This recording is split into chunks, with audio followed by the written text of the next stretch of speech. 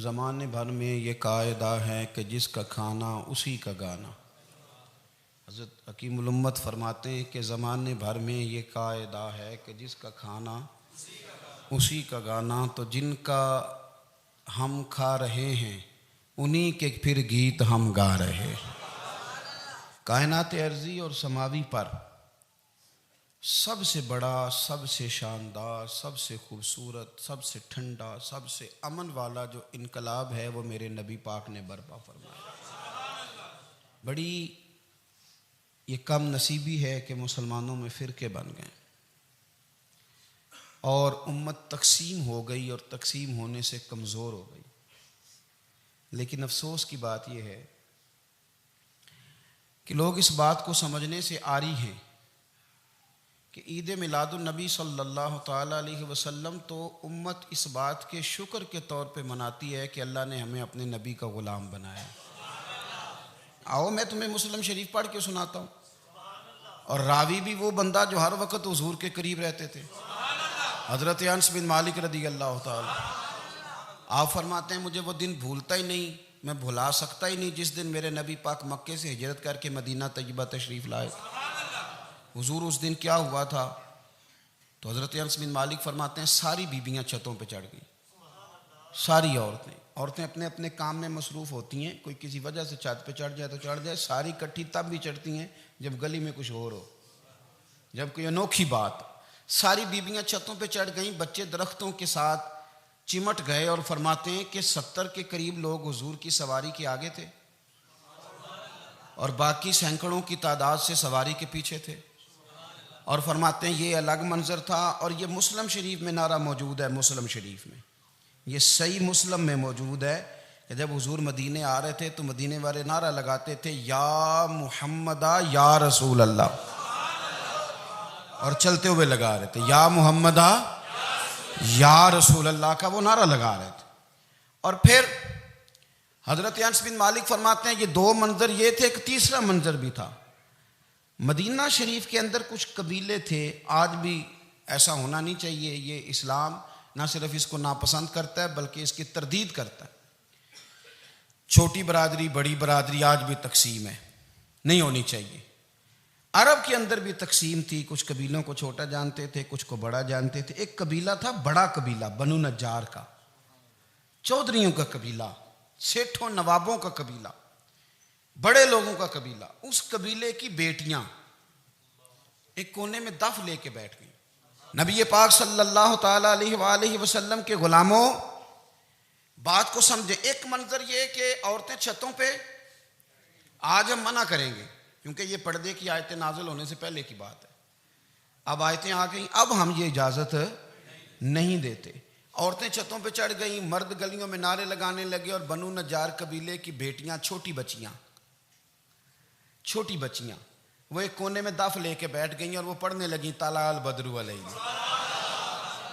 اب تو میلاد غریبوں میں رہ گیا ہے، ہمارے یہاں فیشن ہو گیا ہے، جب حالات خراب ہوتے ہیں تو لوگ برکت کے لیے میلاد کراتے ہیں، اور جب امیر ہو جاتے ہیں پھر انہیں میلاد کے جائز ہونے کی دلیل ہی کوئی نہیں ملتی۔ پھر وہ یہ فیشن ہے، بندہ تھوڑا سا پڑھ جائے نا دو چار چیزیں تو ہر چیز کو غلط کہنا اس کی طبیعت ہوتی۔ پھر یہ فیشن ہے کہ میری سوسائٹی نہیں ہو گئی، کتابیں نہیں ہو گئیں، فرنیچر نیا ہو گیا، دوست نئے ہو گئے، تو مذہب وہی پرانا۔ اوئے ہوئے کوئی ترقی کرنی چاہیے، پھر وہ ترقی کرتے ہیں بیچارے، اور جن کی پیچھے 10 نسلیں اور 50 نسلیں میلاد مناتی آنے کو اتنی دلیل کوئی نہیں ملی۔ سبحان اللہ۔ جن کی دادی وضو کر کے کھیر پکاتی تھی 11ویں کی، جب امیر ہو جاتے ہیں تو انہیں 11ویں پکانے کی دلیل ہی نہیں ملتی۔ اب آپ امیر ہو گئے میرے بھائی، آپ کا فیشن ہے، یہ طبیعت کا حصہ ہے۔ آپ چاہتے ہیں کہ میں وہ کام کروں جو درویش لوگ، سادے لوگ نہیں کرتے۔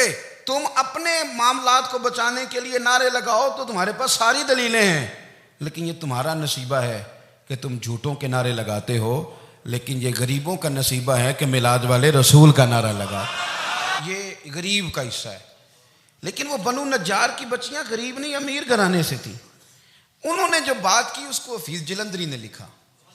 مرحوم کہنے لگے کہ وہ ننھی بچیاں، چھوٹی بچیاں تھیں، کہتے وہ ننھی بچیاں وہاں بیٹھ کر دف بجاتی تھیں اور رسول پاک کی جانب اشارے کر کے گاتی تھیں، اور لوگوں سے کہتی تھیں کہ یہ کو ہمارا پیشہ نہیں دف بجانا، ہم تو چودھریوں کی بیٹیاں ہیں، ہم تو بڑے خاندان سے ہیں۔ وہ ننھی بچیاں جو بیٹھ کر وہاں دف بجاتی تھیں، رسول پاک کی جانب اشارے کر کے گاتی تھیں اور کہتی تھی ہم ہیں بچیاں نجار کے عالی گھرانے کی، خوشی ہے آمنہ کے لال کے تشریف لانے، ہمیں بڑی خوشی ہے آمنہ کے لال کے، خوشی ہے آمنہ کے لال کے، خوشی ہے آمنہ کے لال کے، ہمیں خوشی ہے آمنہ کے لال کے تشریف، خوشی ہے بس آمنہ کے لال کے تشریف۔ نبی پاک صلی اللہ تعالیٰ علیہ وآلہ وسلم سے امت کا جذباتی رشتہ ہے۔ یہ پہلے دن سے ہی ابو جہل کب منع کرتا تھا کسی مسلمان کو کہ خانہ کعبہ میں نماز نہ پڑھو، کہتا پڑھو۔ حضرت صہیب ابن سنان رومی سے اس نے کہا کہ آپ اپنے طریقے کے مطابق، مسلمانوں کے طریقے کے مطابق کعبے کے اندر نماز پڑھیں، جو مرضی کریں۔ روکتے تو وہ نبی پاک کے قریب جانے سے تھے، وہ منڈیوں میں بیٹھ جاتے تھے، حضور کے قریب نہ جانا، حضور کے قریب نہ جانا، حضور کے قریب نہ جانا۔ میری بات کو آپ سمجھے اور ہمیشہ یاد رکھیں، امت کا نبی پاک سے جذباتی رشتہ، جذباتی۔ یہ جو رسول اللہ کی امت ہے یہ گناہ گار ہو سکتی ہے پر اپنے نبی کی غدار نہیں ہوتی۔ میں آپ کو صحیح کہہ رہا ہوں، میرے کلین شیو نوجوان کے کان میں آپ جا کے کہیں نبی پاک، چاہے اس نے نماز نہ پڑھی ہو، چاہے اس نے داڑھی نہ رکھی ہو، آپ حضور کا نام لیں اس کے رونگٹے کھڑے ہو جاتے ہیں، اس کی طبیعت، اس کا دل دھک دھک کرتا ہے، اس کی ایک ایک روح سے محمد محمد کی آوازیں نکلتی۔ یہ فیض ہے رسول پاک کا اور یہ کرم ہے اللہ کا اس امت کے ساتھ۔ امیر ملت پیر جماعت علی شاہ صاحب محدث علی پوری فرماتے ہیں ایک جگہ ہندوؤں کا جلسہ تھا، ہندو پنڈت تقریر کر رہا تھا، اس نے نبی پاک صلی اللہ علیہ وسلم کی شان میں معاذ اللہ کو بے ادبی کر دی۔ مسلمان تھے ہی نہیں، ایک مسلمان تھا، وہ ملنگ نہیں ہوتے دوری ڈنڈے والے، اس کے پر رنگین ڈنڈا تھا، وہ کہیں دور بیٹھا تھا،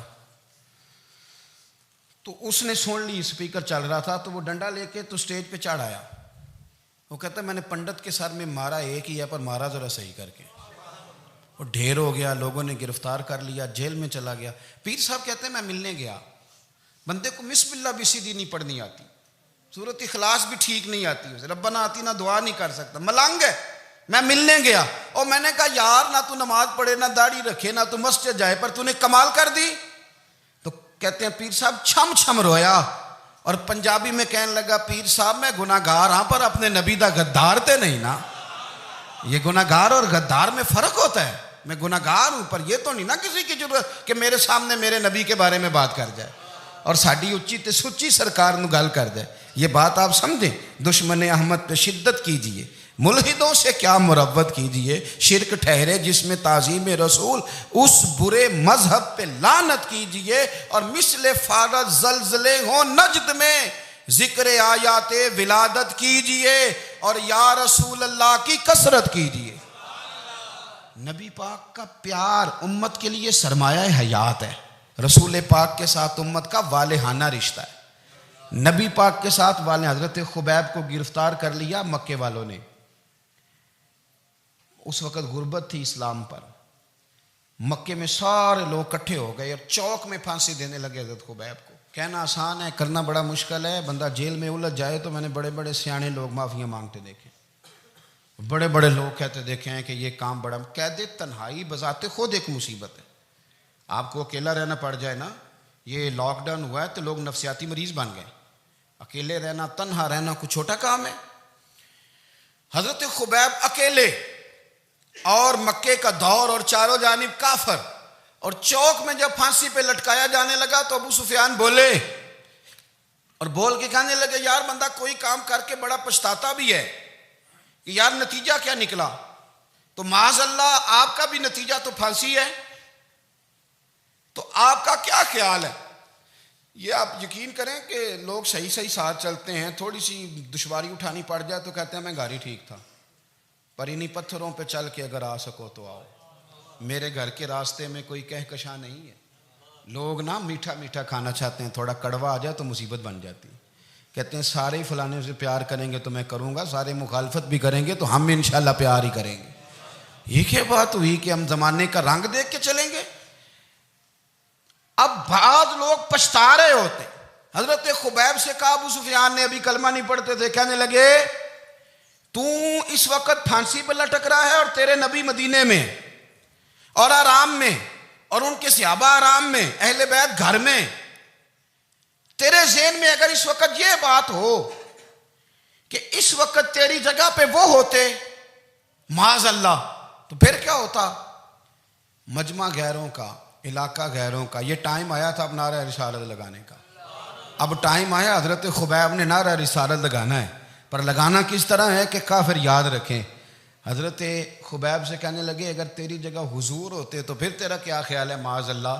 تو حضرت خبیب کہنے لگے تم ابھی بھی نہیں سمجھے؟ ٹھیک ہے میں مکے میں اکیلا ہوں، سارے لوگ مدینے میں ہیں، پر میں پچھتا نہیں رہا، میں تو فخر کر رہا ہوں، میں فخر کر رہا ہوں اس لیے کہ چوری کر کے جان نہیں دے رہا، مدینے والے کی عزت پہ جان دے رہا ہوں، میں فخر کر رہا ہوں۔ فرمایا سن، تو کہتا ہے تیری جگہ حضور ہوتے اور تم انہیں یہاں معاذ اللہ پھانسی پہ لٹکاتے۔ فرمایا سن، میں تو یہ بھی پسند نہیں کرتا کہ میں گھر میں بیٹھا ہوں اور میرے نبی کو ہلکا سا کانٹا بھی چبھ جائے، ہمارا اپنے نبی سے محبت کا رشتہ ہے، ایک کانٹا بھی حضور کے قدم مبارک میں چبھے ہمیں برداشت۔ مجمع ان کا تھا، نعرے لگ رہے تھے، ہم نے مسلمان پکڑ لیا، لیکن حضرت خبیب نے اکیلے، اللہ کرے آپ کو میری بات کی سمجھ آئے، اللہ کرے آپ کو سمجھ آئے، اکیلے جب پھانسی کے تختے کے قریب نعرہ لگایا نا کہ میں تو کانٹا بھی نہیں چبھنے دوں گا اپنے نبی کو، اب سارے ہار گئے۔ اب اس ایک جملے نے نا ان کو شکست خوردہ کر دی، اب بول کچھ نہیں سکتے تھے، گردنیں جھک گئیں، اور جب سناٹا چھایا تو ابو سفیان ساتھ والے سے کہنے لگا باقی ساری باتیں اپنی جگہ پر ہیں، پر اصحاب محمد سے پیار تو بڑا ہی کرتے ہیں نا، اور وہ کچا رنگ للاری والا جیڑا چڑھ دا تے لیندا رہندا، اے عشق تیرے دا رنگ محمد چڑھ جائے پھر نہیں لیندا۔ کہا یار پیار تو یہ کرتے ہیں نا، اس میں کوئی شک والی بات، اس پیار سے کافر ڈرتا ہے۔ نبی پاک کے ساتھ جذباتی وابستگی، حضور کے ساتھ غلاموں کا جذباتی رشتہ، اور نبی پاک صلی اللہ تعالی علیہ وسلم کی آمد پر تشکر کے جذبات۔ امام رازی نے لکھا ہے کہ حضرت موسیٰ کلیم اللہ علیہ السلام نے تورات کی تختیوں کے اندر ایک امت کا ذکر پڑھا کہ جو امت گناہ کا ارادہ کرے گی تو گناہ لکھا نہیں جائے گا جب تک کر نہ لے، اور نیکی کا ارادہ کرے گی تو رب ان کی نیکی لکھ دے گا، اور جب وہ کر لے گی تو اللہ 10 گنا اجر عطا کرے گا، اور وہ ایسی امت ہوگی کہ جن کے چہرے قیامت کے دن نور کی طرح چمکیں گے، اور وہ امت ہوگی جن کی اللہ تعالیٰ زمین ساری پاک فرما دے گا، جہاں نماز پڑھیں گے نماز ہو جائے گی۔ یہ تذکرے پڑھ کے تو حضرت موسیٰ کلیم عرض کرنے لگے اللہ یہ امت میری بنا دے، تو رب کریم نے فرمایا کہ موسیٰ نہیں، یہ تو میرے محبوب کی امت ہے، فرمایا یہ تو میرے نبی پاک کی امت، حضور کی امت۔ اللہ اکبر۔ حضرت موسیٰ معمولی آدمی نہیں، وہ جلیل القدر پیغمبر ہیں جن کا قرآن کے ہر سپارے میں تذکرہ ہے، کہیں واضح طور پہ کہیں اشارتاً، ہر پارے میں۔ اور حضرت موسیٰ اللہ کے وہ نبی ہیں جو رب سے ڈائریکٹ باتیں کریں کوہ طور۔ کہا اے موسیٰ یہ امت تو میرے نبی کی ہے، تو حضرت موسیٰ علیہ السلام عرض کرتے ہیں، امام رازی نے لکھا ہے، کہتے ہیں اے اللہ پھر مجھے اپنی نبی کی امت میں شامل کر۔ او یار ہمیں لوگ کہتے ہیں میلاد نہ مناؤ، جس امت میں آنے کے لیے حضرت موسیٰ نے دعا مانگی، جس محبوب کی غلامی کے لیے ہمیں تو دعا بھی کوئی نہیں مانگنی پڑی، اللہ نے فضل سے ہی مدینے والے کا غلام بنا دیا۔ تو ہم حضور کے تذکرے نہ کریں، ہم تشکر نہ کریں، ہم نبی پاک صلی اللہ تعالی وسلم کی نعت نہ پڑھیں، ہم حضور کے آنے پر جشن کا اظہار نہ کریں، ہر وہ جائز طریقہ جس سے اظہار خوشی ہو سکے وہ میلاد پہ کرنا چاہیے، اور اس کے لیے اسباب بنانے چاہیے۔ امت کا ایک جذباتی انداز ہونا چاہیے نبی پاک کے ساتھ، ایک وارفتگی، ایک ذوق، ایک طبیعت کے اندر وجدان۔ نعرہ مطلب اس طرح نہ ہو کہ بس چل رہا ہے کام، میں نہیں ہوں قائل، میں کہتا ہوں پہلے تو کوئی لگائے نا، اور پھر نعرہ جب لگتا تھا نا تو مسلمانوں کے یہاں نعرہ لگتا تھا تو بڑے بڑے لوگ کانپ جاتے تھے۔ صوفیاء نے لکھا ہے کہ حضرت عمر نے جب کلمہ پڑھا نا تو 39 بندے کلمہ پڑھتے تھے، تو نبی پاک نے رات کو دعا مانگی، اے اللہ عمر کو مسلمان کر کے اسلام کو عزت دے۔ حضرت عمر سویرے آ گئے، میں وہ تفصیل میں نہیں جاتا، بات لمبی۔ حضرت عمر جب آئے نا اور انہوں نے آتے جب کہا نا کہ میں کلمہ پڑھنے آیا ہوں، تو حضور اتنے راضی ہوئے کہ نبی پاک نے کہا اللہ اکبر، تو صحابہ نے نعرے لگائے اللہ اکبر اللہ اکبر، یعنی 40 لوگ مسلمان ہوئے تو نعرے لگے ہمارے صوفیاء کہتے ہیں حضرت عمر کے آنے پر جب نعرے لگے تو بتاؤ کہ وہ تو نعرہ تکبیر لگا، نعرہ رسالت کیوں نہیں لگا؟ تو کہتے ہیں گویا ہمیں حضور نے یہ سمجھایا ہے، حضور کے اشاروں نے سمجھایا ہے کہ میں اب اپنے نعرے خود تو نہیں نہ لگاؤں گا، میں نے تو اللہ اکبر کہہ دیا، عمر آ گیا ہے میرے نعرے لگاتا رہے گا، اب نعرے لگیں گے۔ حضرت عمر نے پہلے دن ہی کہا کہ حضور آپ سچے رسول ہیں تو چھپ چھپ کے نماز کیوں پڑھیں؟ شروع ہو گئے نعرے، حضور آپ سچے ہیں تو چھپ چھپ کے نماز کا کیا معنی ہو؟ تو حضور نے فرمایا تیرا کیا ارادہ ہے؟ حضور سارے نہیں، ایک میں ایک امیر حمزہ، ایک لائن کے آگے وہ لگ جائے، ایک کے آگے میں لگ جاؤں، اور باقی مسلمان جتنے ہیں کل 40 تھے، پیچھے 18 19 بچیں گے، تو ایک لائن میں وہ ہو جائیں، ایک میں آگے ایک میں امیر حمزہ ہو، ایک میں ہوں، تو دیکھ لیتے ہیں یہ ہمیں نماز کیسے نہیں پڑھنے دیتے۔ ہاں دیکھ لیتے ہیں، آئے نا میدان میں، ادھر آ ستمگر ہنر آزمائیں تو تیر آزما ہم جگر آزمائیں، اور غلامان محمد جان دینے سے نہیں ڈرتے، یہ سر کٹ جائے یہاں رہ جائے کچھ پرواہ نہیں کرتے۔ فرمایا بھی پتہ چل جاتا ہے نا، ایک لائن میں حضرت امیر حمزہ ہو گئے، ایک میں حضرت عمر ہو گئے۔ پہلے یہ مارتے تھے جو حرم شریف میں مسلمانوں کے طریقے پہ نماز پڑھتا تھا، یہ جلوسوں کی بڑی برکت ہے، اندر بیٹھے رہے نا چپ کر کے، نکل جائیں تو پتہ کچھ بھی نہیں چلتا۔ جب نکلتے ہیں نا لوگ کہتے ہیں جلوس کیا معنی ہے، تو میں بتاتا ہوں نا جلوس کا معنی کیا ہے۔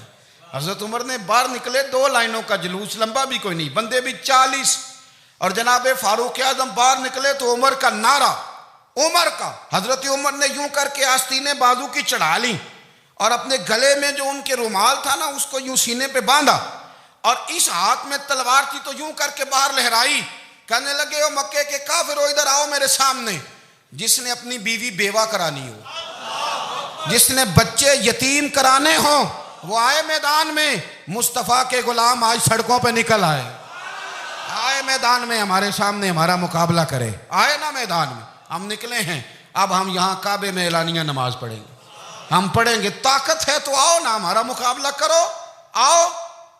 کفر بذات خود بہت بڑا جھوٹ ہے، اور جھوٹ کے پیر، بس 2 بندے نکلے تلواریں لے کے آگے، تو پھر حضرت عمر نے اعلانیہ نماز پڑھوائی خانہ کعبہ۔ تو میرے بھائی رسول اللہ صلی اللہ علیہ وسلم کے غلام تو جب نعرہ لگاتے تھے تو ہو ہی کمال جاتا تھا۔ پھر بریلی کے امام بولے، کہنے لگے پیش حق مجدہ شفاعت کا سناتے جائیں، حضور قیامت کے دن آگے نا ہمارے آگے خوشخبری دیں گے، کہیں گے تم فکر نہ کرو، آ جاؤ میں تمہیں بخشواتا ہوں، میں تمہاری سفارش، آ جاؤ پیچھے۔ حضور نہ پیش حق مجدہ شفاعت کا سناتے جائیں گے۔ یقین کریں بریلی کے امام کو بھی بڑا ہی رنگ آتا ہے بیان کرنے کا، کہنے لگے آپ روتے جائیں گے، اللہ کو منانا ہے نا حضور نے، کہتے ہیں پیش حق مجدہ شفاعت کا سناتے جائیں گے، آپ روتے جائیں گے پر ہم کو ہنساتے جائیں گے، باغ جنت میں محمد مسکراتے جائیں گے، پھول رحمت کے گریں گے ہم اٹھاتے جائیں گے، اور حشر میں ہوگا ہمارا داخلہ اس شان سے ہم یا رسول اللہ کا نعرہ لگاتے جائیں، ہم یا رسول اللہ کا نعرہ۔ امام راضی کہتے ہیں حضور نے ایک رکا پکڑا چھوٹا سا، ایک بندے کو لوگ دوزخ میں لے کے جا رہے ہیں، اچھا مجھے ایک بات بتاؤ، فیصلہ پہلے ہو گیا ہے، اللہ کے سامنے ہوا ہے، اور فیصلہ ہو گیا اور طے ہو گیا کہ دوزخ میں جانا ہے، وہ قریب پہنچ گئے دوزخ کے، تو حضور نے دیکھ لیا، اور بتایا کس نے؟ حضرت آدم نے۔ حضرت آدم کہنے لگے حضور وہ آپ کے غلام کو دوزخ میں لے جا رہے ہیں، نبی پاک آگے گئے، کیا پڑھتے ہیں ہمارے بھائی؟ حضور نے مجھے ان سے چھڑا کے چھوڑ دیا۔ نبی پاک صلی اللہ علیہ وسلم آگے گئے، فرمایا ادھر آؤ، کہاں لے کے جا رہے ہو؟ اللہ کے سامنے فیصلہ ہوا ہے نا، فرشتوں نے کیا ہے نا، فرشتے کو کسی سے بددیانتی تو نہیں نہ کرتے، فرشتوں نے جو کیا ٹھیک کیا ہے نا، کیوں لے کے جا رہے ہو؟ سونے گناہ زیادہ ہے، نیکیاں تھوڑی ہیں، فرمایا میرے سامنے تولو۔ کسی فرشتے نے نہیں کہا کہ سونے ہم معاذ اللہ ہم کو بے ایمان ہے، ہماری کوئی سے زد چل ساڈا کو بننا سان جائے دے نال، بھائی میرا مطلب ہے صحیح تولا ہے، فیصلہ ہے، فرمایا دوبارہ تولو۔ گویا رب بھی فرماتا ہے جیسے میرا محبوب کہتا ہے ویسے ہی کر، اور کوئی نہیں دوبارہ تول لو، کوئی حرج نہیں، تولو نہ دوبارہ۔ فرشتے دوبارہ آئیں گے، انہوں نے دوبارہ تولا، ایک پلڑے میں نیکیاں ایک پلڑے میں گناہ، اب وہ گناہ پھر زیادہ نکلے تو نبی پاک نے نا جیب سے اتنا سا روکا نکالا، روکے کا بھی کوئی وزن ہوتا ہے، وہ حضور نے نیکیوں کے پلڑے میں رکھ دیا، نیکیاں بڑھ گئیں، فرشتے بھی چپ کر گئے. چلو بھائی جنت میں. میری طرح کا تھا نا پتہ سارا ہے سردار نو کیتی ہے, پتہ تو تھا نا اسے من آنم کے من دانم, تو سیدھا حضور کے قدموں سے جا لگا. کہنے لگا سونیا میں تو ساری زندگی گناہ کرتا رہا, یہ کون سی نیکی ہے؟ تو حضور فرمانے لگے چپ کر, جنت کا دروازہ کھول گیا, تو جا جنت میں. حضور رکے میں کیا ہے؟ فرمایا تو نے ایک دن درود و سلام نہیں پڑھا تھا, میں نے تیرا سنبھال کے رکھا ہوا تیرا درود شریف, وہ نعرے رسالت بھی تو نے لگائے تھے, وہ تو کھول کے میرے تذکرے میں نے تیرا سنبھال لیا. دوزخ میں میں تو کیا میرا سایہ نہ جائے, کیونکہ رسول پاک سے دیکھا نہ جائے. میرے رسول پاک اور میری بات سنو, میں بھی آپ کو کھانا نہیں کھلاتا, لنگر میرے سنگی کھلاتے ہیں, میرے دوست آپ کو کھانا پیش کرتے ہیں. ہر جگہ آپ جاتے ہیں تو وہاں کچھ لوگوں کی ڈیوٹی ہوتی ہے. لیکن ترمذی شریف 66 کی حدیث ہے, حضرت انس نے پوچھا تھا حضور قیامت میں کہاں ملیں گے؟ فرمایا حوض کوثر پہ. حضور وہاں انس پانی پلائیں گے کہ بلال پلائیں گے کہ سہیب پلائیں گے؟ فرمایا نہیں, امت پیاسی آئے گی تو میں اپنے دست مبارک سے پانی پلاؤں. حضور وہاں نہ ملے تو فرمایا پل صراط پہ آنا, امت گزرے گی تو میں رب سلیم کی دعائیں کروں گا. تو اعلیٰ حضرت فرماتے ہیں جب حضور دعا کر رہے ہیں تو ڈرنے کی ضرورت کیا ہے؟ خدا کی رضا چاہتے ہیں دو عالم, خدا چاہتا ہے رضائے محمد, رضا اب پل سے وجد کرتے گزری کہ ہے رب سلیم دعائے محمد صلی اللہ ہو. تو حضور وہاں ملاقات نہ ہوئی تو پھر اس حدیث کو بھی یہ حدیث مضبوط کر دے گی. حضور فرمانے لگے پھر میزان عمل پہ آ جانا, امت کے عمل تول رہے ہوں گے اور میں کامیابی کی دعائیں مانگ رہا ہوں گا. تو جس کے لیے حضور دعا مانگیں گے ناکام ہوگا, ناکام ہوگا. اپنے بچوں کو حضور کی محبت سکھائیں, نبی پاک صلی اللہ علیہ وسلم کی غلامی کریں. آپ کا رشتہ نبی پاک کے ساتھ مضبوط ہونا چاہیے, آپ کے تعلقات حضور کے ساتھ مضبوط ہونے چاہیے. اور آپ نے دائیں بائیں نہیں دیکھنا کہ پراپوگنڈا کیا ہے, لوگ کیا کہہ رہے ہیں. لوگوں کو دیکھ کے جو لوگ رستہ بناتے ہیں وہ پیچھے رہ جاتے ہیں. آپ نے یہ دیکھنا ہے کہ میرا حضور سے نسبت کا تعلق مضبوط ہے. کوئی کدھر جا رہا ہے اس سے ہمیں کوئی تعلق. اس وقت عالمی حالات کیا ہیں, قومی حالات کیا ہیں, معاشی حالات کیا ہیں, جرنلسٹ کیا کہہ رہے ہیں فلانے کے, ہمیں اس سے غرض نہیں ہے. ہمیں تو اتنا پتہ ہے کہ ہم نے اپنے نبی کو راضی کرنا ہے. تو اس لیے خوبصورت محافل کا ذکر کریں, خوبصورت درود شریف پڑھیں.